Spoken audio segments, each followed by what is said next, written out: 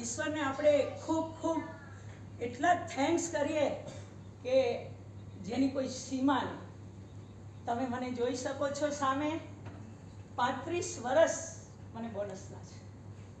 લૂલી લંગડી 18 અંગ વાંકા ઊંટના જેમ હોય ને એ 2 પેરાલિસિસના એટેક અને 87 થી તમામ થેરાપીએ એમ કીધું હતું કે તમારા વાંકા આંગળા સીધા નહીં થાય.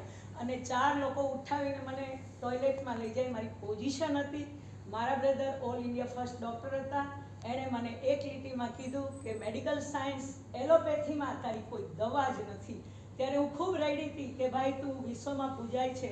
એમ્સનો doctor, WHO member, MBBS gold medallist, MS gold medallist, MCH gold medallist અને પેડિયાટ્રિક સર્જન. એણે કીધું કે બેન રિયાલિટી તારી સામે કહું છું.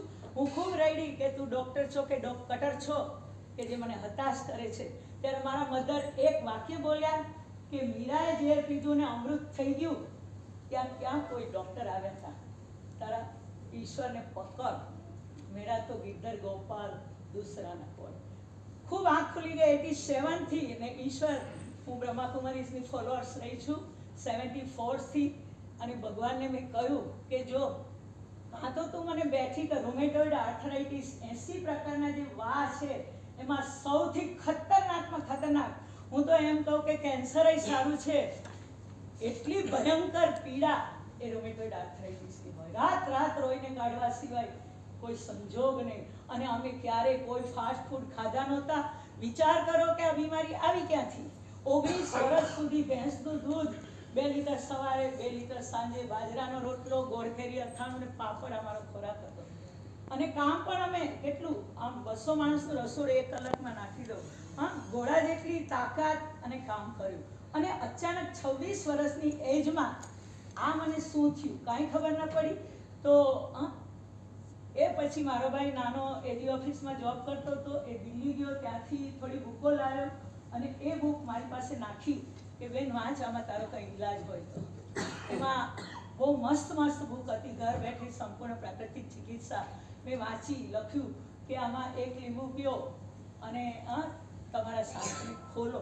તો ત્યારથી મેં 1 લીંબુ પીધું, કાંઈ ફેરફાર ન થયો. 87 થી વાત કરું છું કે જો એ વખતે મારા ભાઈનું કીધેલું વાક્ય મને ગળે ના ઉતર્યું હોત ને તો આજે પણ હું મળદું થઈને જીવી હોત. એલોપેથીમાં દર્દને દબાવવા સિવાય કોઈ ચીજ છે નહીં. ત્યાર પછી હું ખૂબ ભણી. 1995ની અંદર મેં કલકત્તા યુનિવર્સિટીથી ડિગ્રી લીધી કે લોકો કેમ બીમાર પડે, બીમારી આવે છે ક્યાંથી. કારણ કે કોઈ ફાસ્ટ ફૂડ ખાધા નથી, બહારનું ખાધું નથી, હવેલી ઘરે ઠાકોરજી બિરાજે. અને આ બીમારી તમે વિચાર કરો, milk is a silent killer. જેટલાના મોઢામાં દાંત છે એના માટે દૂધ સંપૂર્ણ ઝેર છે. ચાની તો સાહેબે સરસ વાત કરી દીધી કે દારૂ કરતા 8 ગણો તેજાબ ચામાં છે. ભાઈઓ બહેનો રિક્વેસ્ટ છે, આજે આટલો લાભ લેવા આવ્યા છો, ડિવાઇસ તો તમે વસાવજો. ખરેખર દુનિયાનું ધી બેસ્ટ આ બધા દેવદૂતો બેઠા છે. ભલે ડૉક્ટરની ડિગ્રી એમની પાસે હોય કે ના હોય. મેં ગાંધી સાહેબને જો મીટિંગ ઉપર સાંભળ્યા, મેહુલભાઈ અને પિન્ટુભાઈ, અમારા ભીમાભાઈ, ઘણા બધા, સોરી એ નામ નથી આવતા. અને જેટલા પણ ટૂંકમાં જે પ્રાઇસ આઈ તેરા કેર, આઈ મીન્સ હું, તેરા એટલે તારી, કેર એટલે કાળજી લઈશ. હું તારી કાળજી લઈશ એનું નામ. અને ત્યાર પછી હું સાજી થઈ. વિધિન મંથ તમામ ડૉક્ટર તમામ થેરાપીએ ના પાડી હતી તમારા આંગળા સીધા નહીં થાય. પણ મેં તો ઈશ્વરને સોંપી દીધું કે જો તારે મને જીવાડવી હોય ને સાજી કર તો હું વિશ્વની સેવા કરીશ. અને જો મારી જરૂર નથી વિશ્વ તો તું મને ઉપર લી. એટલી પીડા કે એક 5 વર્ષનો બાબો, 2.5 વર્ષની બેબી અને 3 મહિનાનો નાનો બાબો. અને ઘરમાં 8 લોકો, નાનીજી સાસરા અને નાનીજી સાસુ. 102 વર્ષ તમે વિચાર કરો. એટલા 8 લોકોનું કામ મારા મધર કરે. ત્યારે મારથી લડાઈ જતું હતું કે મારું તો એણે કર્યું પણ મારા સંતાનોનું એને કરવું પડે છે. પણ ત્યારે ઈશ્વરે મને ખૂબ, મારા એક ભાઈ અહીંયા આવ્યા છે દિનેશભાઈ, મારા એક બ્રધરે આવ્યા છે, સેકન્ડ બ્રધર દેખાડ્યા છે. એટલે એ પરિસ્થિતિમાંથી હું એ પુસ્તકો વાંચી આંગળીને બહાર તો આવી ગઈ. એક જ મહિનામાં વિધિન મંથ તમામ આંગળા સીધા કર્યા. વાવ. સોરી 5 મિનિટ વધારે લો, 5 મિનિટ. તો તમે આંગળી શરૂ કરજો અને 1 માર્ચથી 30 જૂન સુધી 50 ગ્રામ આંગળી રાત્રે પલાળી દો, સવારે સેજ ઉફાળી ગરમ કરી અને ક્રશ કરી ગાળીને પી જાઓ. આમ તો આપણું આ ડિવાઇસ છે ને એ ટોટલ બોડીને રિપેરિંગ કરનારું, સ્ટેમ સેલ નવા બનાવે, બ્લડ પ્યુરિફાઈંગ કરે, બસ બીજું જોઈએ છે શું? તો જે ડોક્ટરો આપણને આખા શરીરના અંગોને નોખા કરી નાખ્યા છે. આંખનો ડોક્ટર જુદો, કાનનો ડોક્ટર જુદો, હાથ પગનો ડોક્ટર જુદો, પેટનો ડોક્ટર જુદો. આ શું છે? જ્યારે આ ડિવાઇસ ટોટલ હોલ બોડીને રિપેર કરે, રિપેર તો નહીં પણ ખરેખર નવું જીવન આપે છે.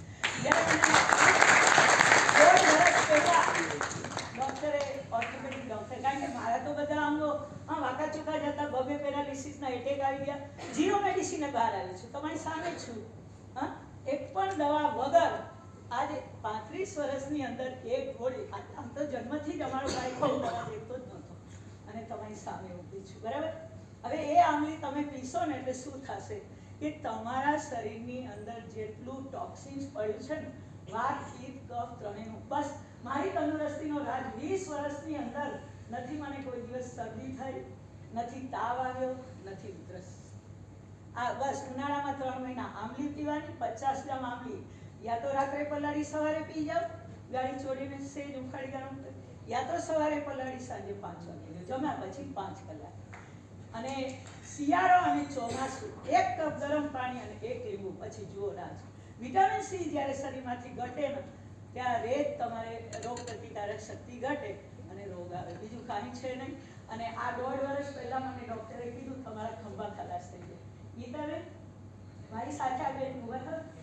અમે ભૂત કોટડા ગયા હતા, હમણાં સાંભળ્યું છે કે ત્યાં પાટા બાંધીને પેલા ગોળાના ઓપરેશન અહીંયાથી મોરબી જતા આવે કિલોમીટર.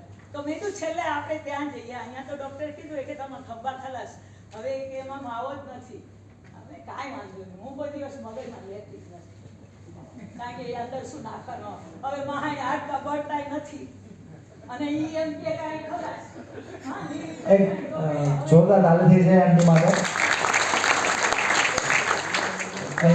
તમે વિચાર કર્યો કે ઓલો મજૂર છે ને સિમેન્ટના તગારા, રેતી, વાકો વડે ઊભો થાય, વાકો વડે એને ઘસાતો નથી, એનો ખાતરી પાકે ઘસાતો, એટલે હવે વાકું વળણ મનાય.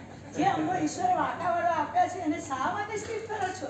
હવે આ ખંભો જો ડિવાઇસ તો મારી પાસે ખાલી 4 દિવસ ક્યાં વિચાર કર્યો. આમ તો મહિનો થઈ ગયો, પણ મારા ભાઈ ડોક્ટર છે ને એને મેં આપ્યું, કારણ કે એ કહેતો હોય કે પ્રેશર, અમે ઘણું બધું પછી ભણ્યા અને 18 વર્ષ સુધી 30-40 પેશન્ટ ઉપચાર કરી.